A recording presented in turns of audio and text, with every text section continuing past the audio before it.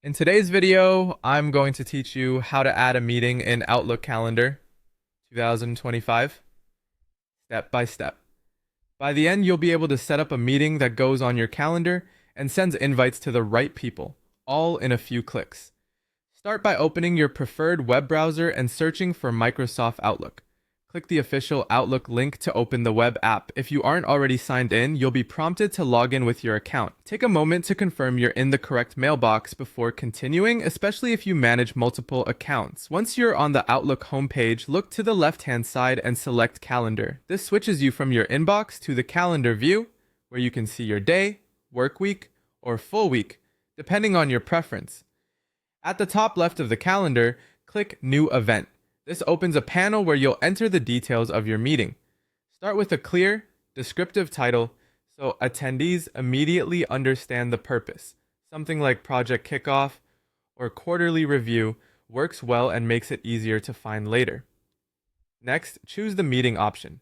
So Outlook treats this as a meeting rather than a personal appointment. This ensures that invitations are sent to your attendees and that the event behaves like a collaborative session. Now invite the people you need by typing their email addresses in the attendees field. Outlook will suggest contacts as you type, which helps prevent typos. If you're inviting a group, you can add multiple addresses, double check the list so the right people receive the invitation.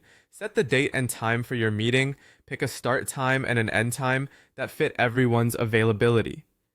If you see conflicts, consider shifting the meeting window slightly. If you work across regions, it's a good habit to confirm your time zone so the event appears correctly for all participants. You can also change the view to your work week to spot open slots more easily. Use the description box to share context.